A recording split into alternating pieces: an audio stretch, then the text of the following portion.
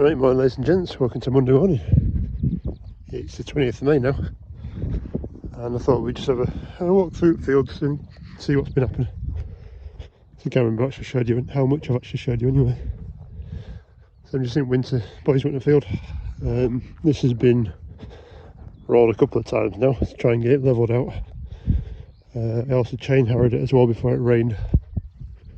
And did it before it rained, so anything I pulled up, any lumps I pulled up, would hopefully settle down and regrow. So bits like that I pulled up with the chain harrow, it's still actually moist under there, so the grass hasn't died. So if you tend to do it when there's no rain coming, it can dry out the bits of sod, which is not really what you want. And while I'm here, well, there's still some decent sized holes in this field.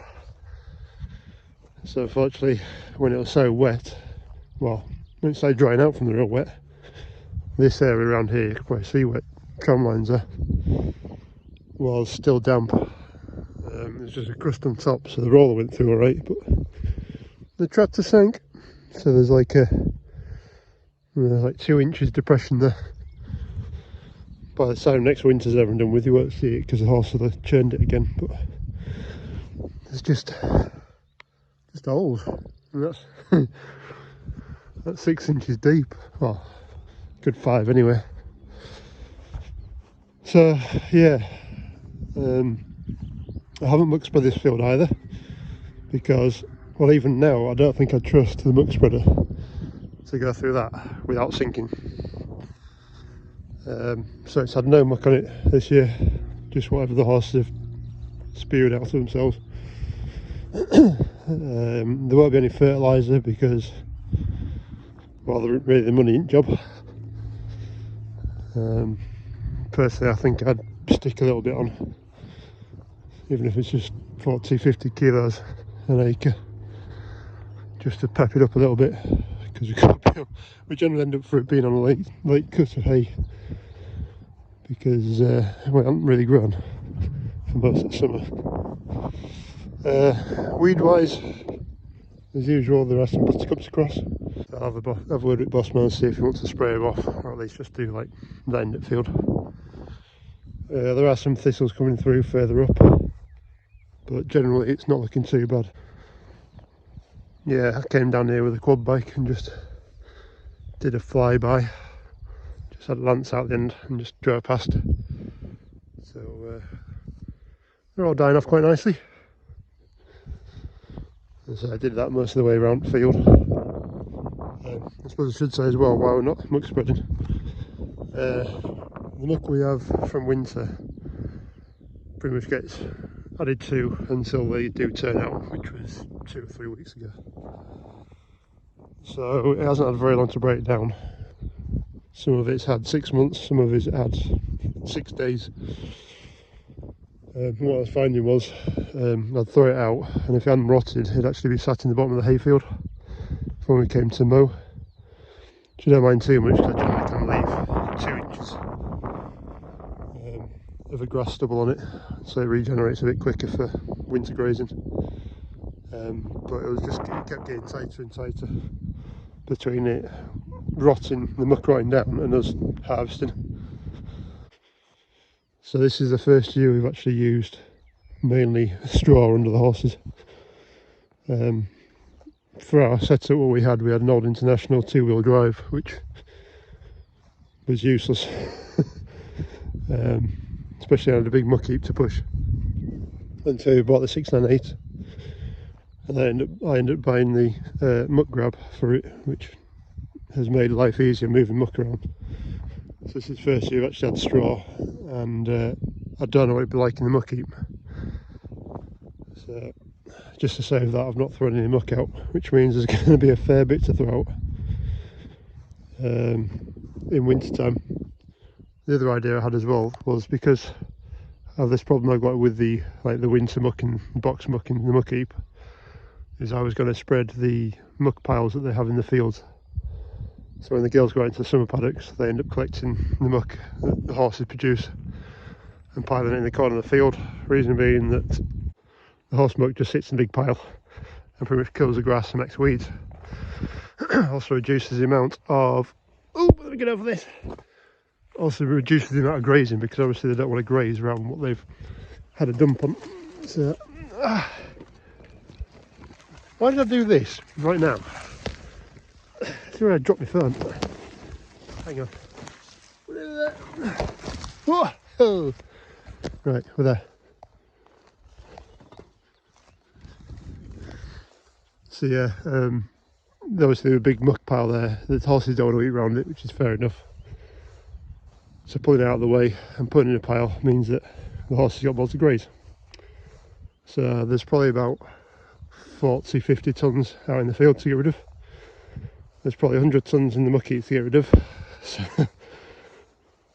I think once the hay comes off the fields, apart from this one, I shall be going round and muck spreading. So this is the hayfield of ours that we've got on the estate. Pretty much all it's good for is haymaking. So the grass is coming on nicely now. We've got a nice 8 inches. To be fair, last year at this time I think I'd actually mowed this. I was about to mow it. I did a nice May cut, which was lovely grass.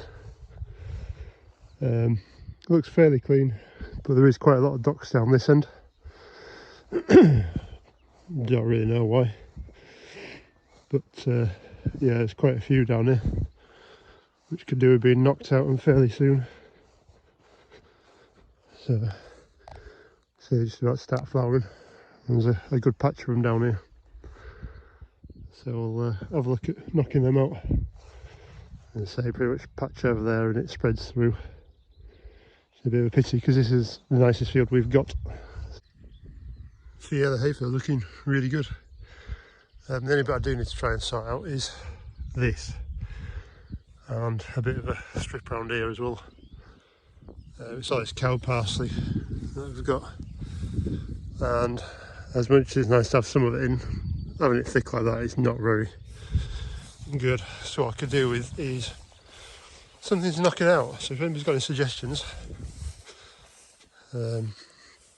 there's cow parsley, and I can't remember what that is, but it's all the way through and it's pretty dense compared to the grass. So if you know anything that will knock that out, I'd be appreciative, because I am struggling with it. All I keep doing is topping it, which I thought I'd do the trick, but definitely hasn't worked. So, alright, let's go into the yellow field, shall we? This is the girls' winter field. So I just have the boys on that side and the girls on this side, just for numbers. Basically 16 acres there, 11 acres here.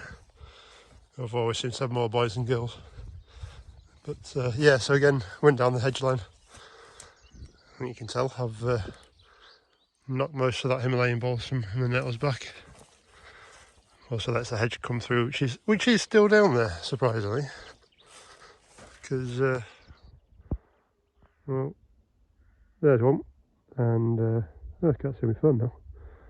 There's one down there as well. My screen's not very good on my phone.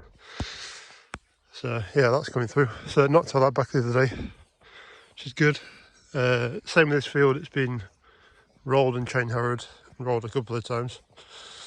This top end's not too bad up here, but down there it gets wetter, and a bit the same idea with the boys' field is I just couldn't get onto it. Which is a bit of a pain, so I'll shift you out the way while we're it. So yeah, same thing. I couldn't really do much down there, and there are some tramp lines, but again, no muck on this, no artificial, no box muck, and I could do with getting on top of these buttercups again. Bloody buttercups. Yeah, after this winter, I presume it's been sat very wet for it. Not really much growth on here, because if I remember right, this field got grazed nearly 9 months of last year.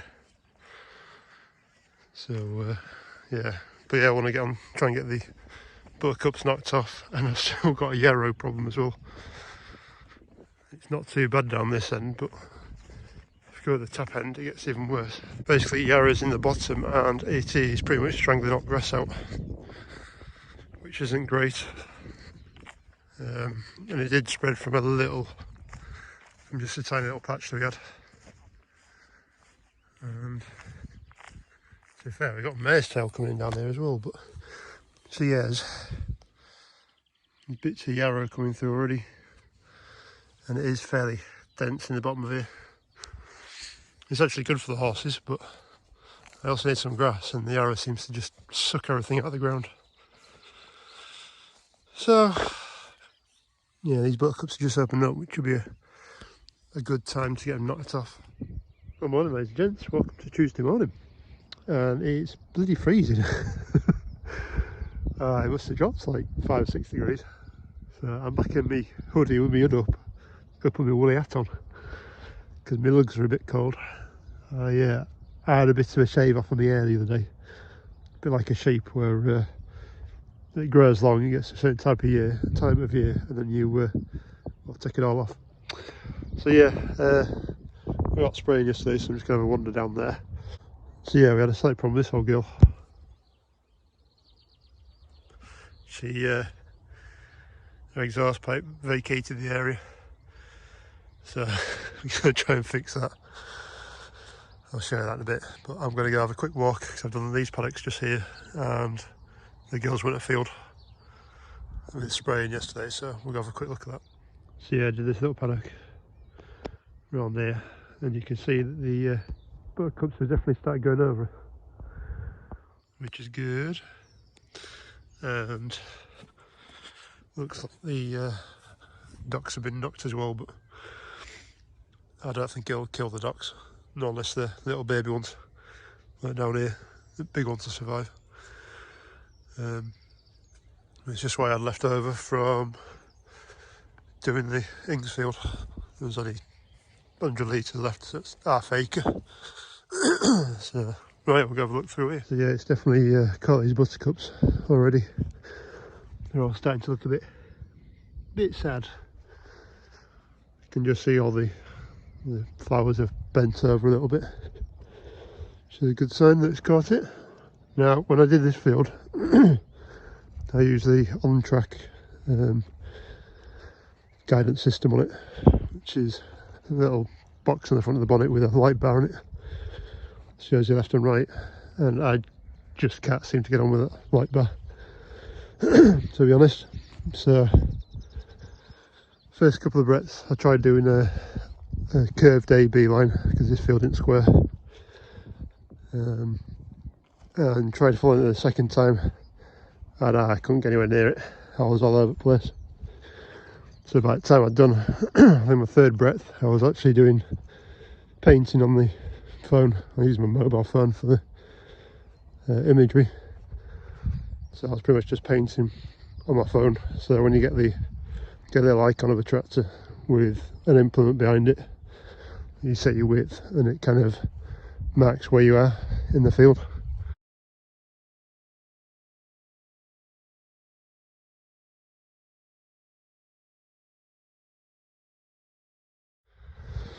So I was just driving it off that, which seemed to be a lot better for me. It's just one of the things. I'm sure there's other people that can manage to work a light bar better than me, but that was just how it was. There might be some quite impressive skips in here, which would be interesting. But yeah, it's all looking like it's falling over a bit. So we'll see how the arrow goes as well. I don't know if it'll kill that, but I was hoping to buy some wetting agent for the spray. So basically, wetting agent makes your water, instead of bead on a leaf, it breaks the water tension in it, or the surface tension in it. So it'll actually lay flat over the top of its surface, which means it covers more of the surface plant, which means it has a better take up of chemical. But when we looked at price at stuff, for a litre of it, it was getting a bit silly. I remember saying we'll have a look around for some more, and I don't know if we actually ordered any because there's none in the store. So unfortunately with the arrow, it needs to have the water bead tension, surface tension taken out of it, as the arrow is quite waxy. So we'll see what happens.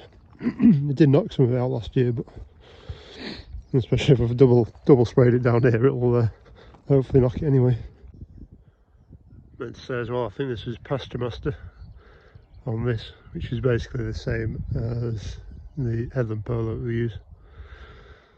They're all kind of got the same similar ingredients into them, just seem to change the names and change the pricing on it. So this morning's job was to mow all this down. So I've been down with trimmer this morning, dumped other side, just at back at pavilion, and tidied it all up. I got a phone call from the boss man saying thanks for doing the drive, because it was on the list to do, and he'd found something.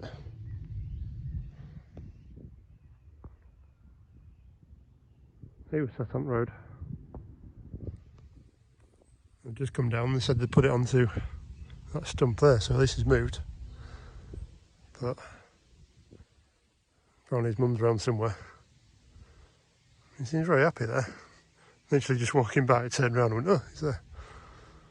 So, very nice.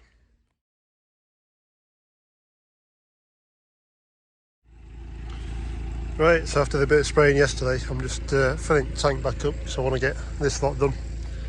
So, yeah, focus on the job. 2-inch pipe running into it. To be fair, I could do with being like half the size, but I'm tight. I don't want to cut it because I might be able to use it for something else. So, but yeah, it's quite nice and quick as this. Just take the lid off the top of the tank and open it up. It takes 5-10 minutes to put 900 litres of water in, which is quite handy. So yeah, not too bad.